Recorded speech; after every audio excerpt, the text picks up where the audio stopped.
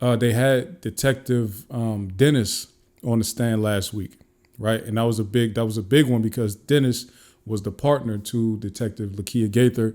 So most of the stuff that she went up there and said, he pretty much went up there and fortified or corroborated most of everything she said. I do think that his testimony came, and I'm just recapping last week because I didn't give y'all what I thought about it. I'm doing a brief recap of last week. So, and I'm not gonna have clips this week, y'all. Sorry, you see me still in a polo. Like I said, I just went to a pre-K graduation, so y'all gonna have to bear with me, and y'all gonna have to follow along. We will have clips again next week. We won't have clips of the trial. We definitely gonna have clips of that Diddy video. So we definitely gotta get into that one. But because that's short, it didn't, Anyway, so Detective Dennis goes up there. He does it. He pretty much discusses his background. He went to college, got his degree, then he went into law enforcement. He did that for 20 however many years. Then he, retired from the APD, moved back to St. Louis, and he continued his law enforcement on the school side. He ran a bunch of schools or whatever. He's the safety officer at a bunch of schools. So he pretty much, this is where I think his testimony was a little bit different than Lakia Gaither's testimony. Y'all remember we talked about that outburst that Miss Gaither had, right? Where Miss Gaither said, pretty much, y'all trying to act like YSL didn't shoot this boy in the head. So that whole outburst right there that, I feel like left an impression on everybody who heard it. Detective Dennis didn't have one. So in not having outbursts like that, you look less biased. Gaither was looking very mellow and calm throughout the whole thing until she got in front of Attorney Shard.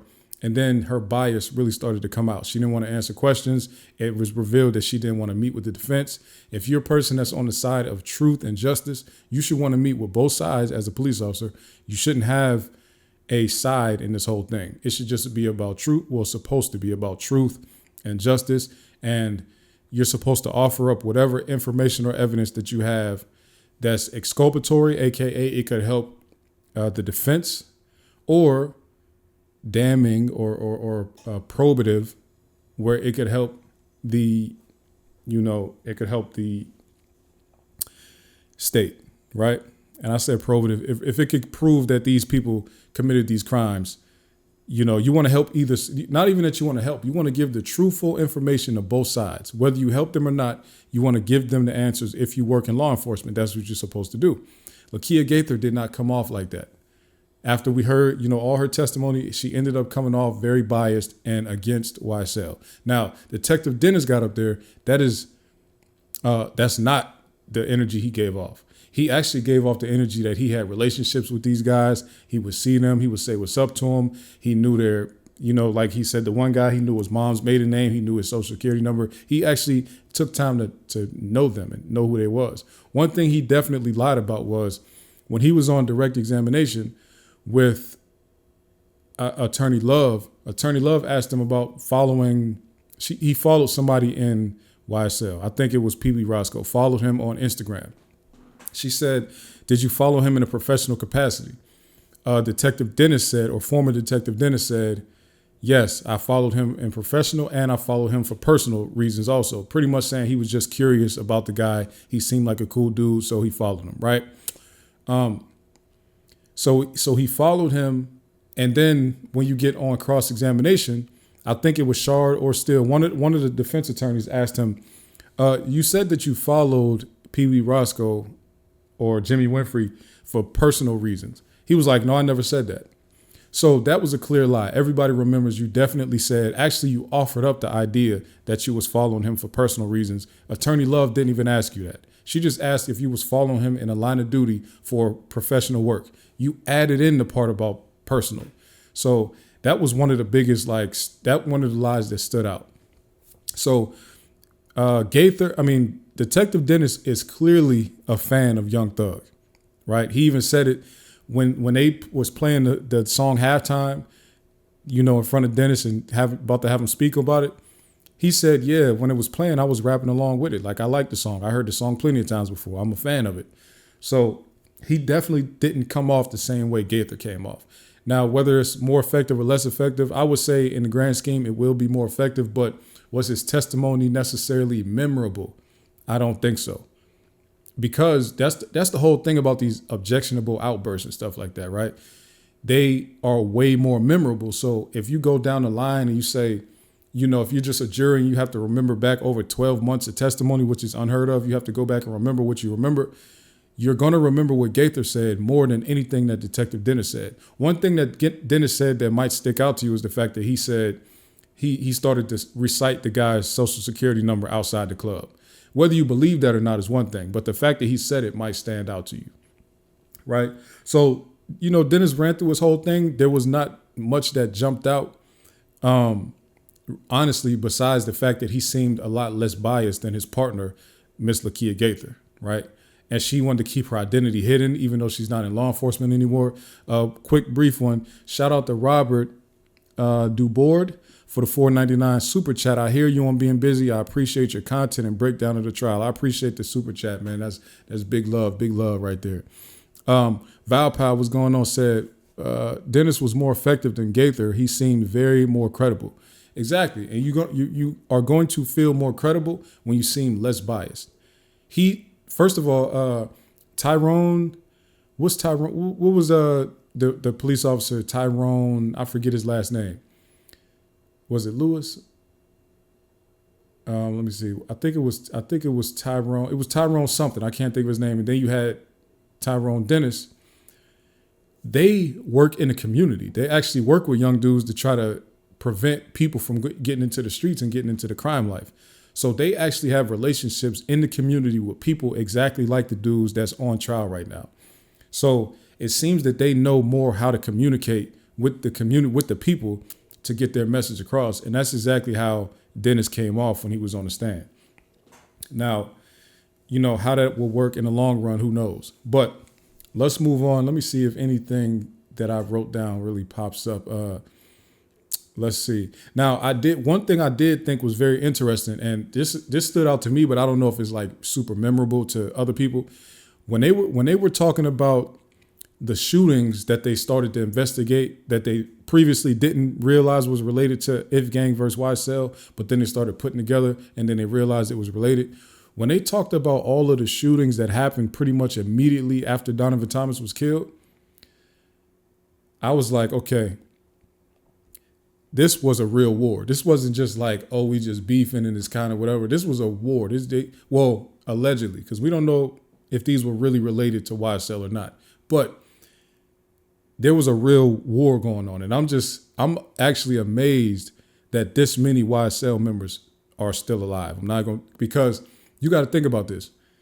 YSL is greatly outnumbered by If Gang. They're outnumbered just like bad, right?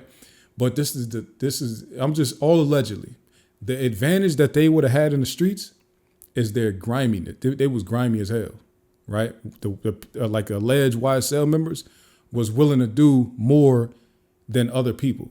That's how they was able to even match when they are outnumbered, or they have just most of the numbers that they have was really a bunch of kids that's claiming YSL that really never even met the main people of YSL. So their real numbers was actually much smaller than that. You see what I'm saying? And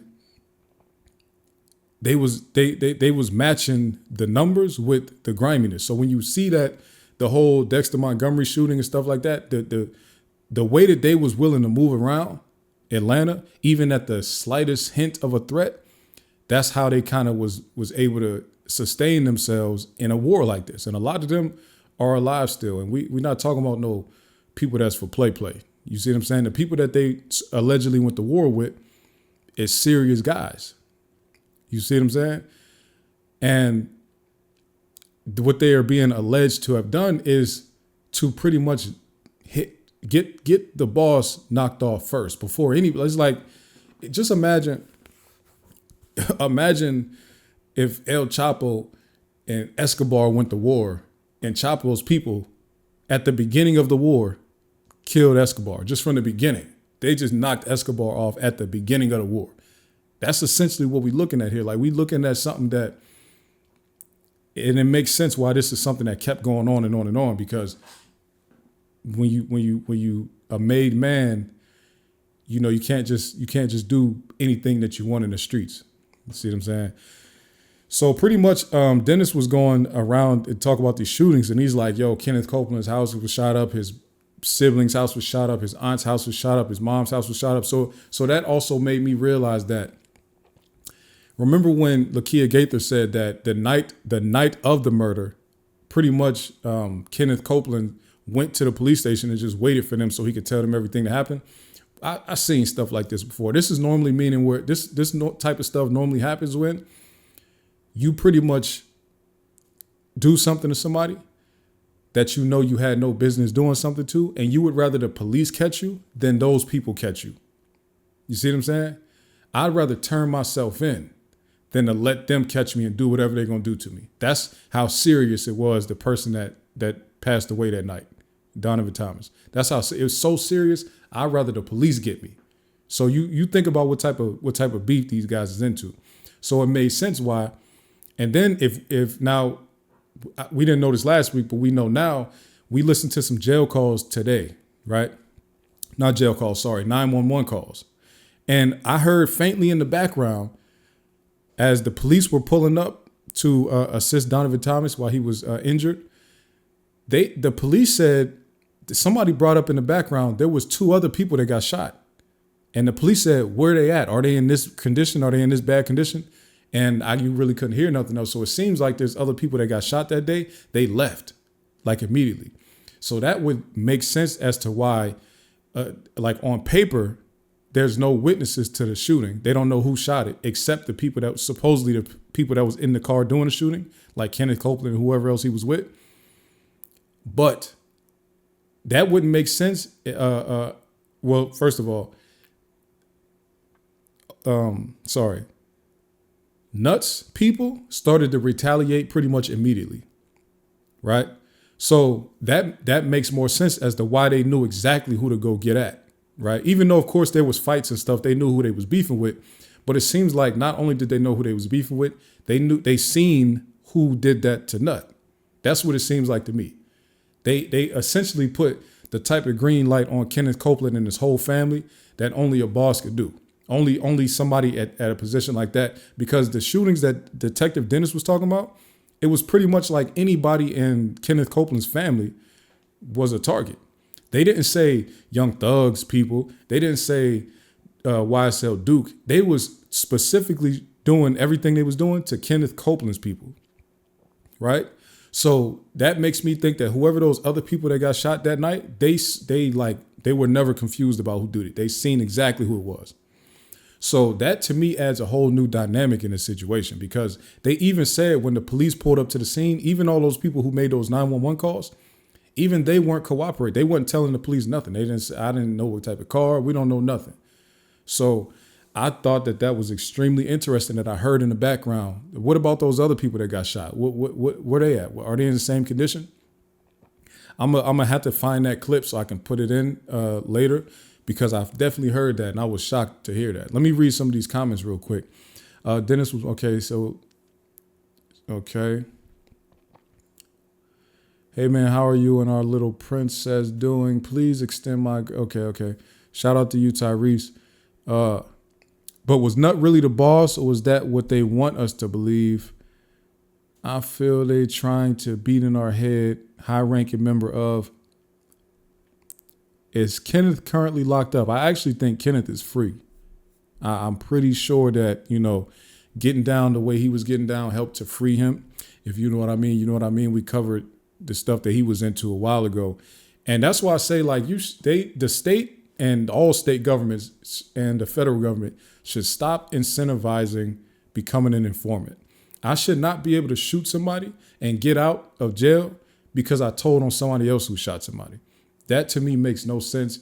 You can't like paint this picture of these people like, oh, they're such violent criminals, but then you're going to let them back on the streets as long as they tell you who somebody else shot or they tell you something. Like, to me, that needs to stop right there. Incentivized snitching is terrible for everybody, really. Because you just told the world that this was a terrible human being that shot a bunch of people, but then you let him back outside because he helped you with another case. That's terrible. They need to stop that. Now he's saying was Nut really a boss? I didn't know him personally, but I'm gonna say that a lot of times you become the boss by who you become connected to. It's like if you was, you could have been anybody or nobody on the street, but if you get a connect, that's the big money man, then you instantly jump to like boss status. So if Nut was one of the people in the neighborhood that had a connection with Birdman, big money stuff, and I could plug you in with Birdman. Oh, y'all want to rap? Oh, y'all, I'm going on tour with these people. I'm doing videos. I'm getting money on this level. Then yeah, he could have been a boss in that area. Definitely could have been a boss in that area. And I'm just talking about the opportunities he could have provided to people in his community. I can't even speak on what he probably was into in the streets, but we can tell that he was a somebody by the way the shootings turned up after he got killed. People move like that when you kill a made man, for sure.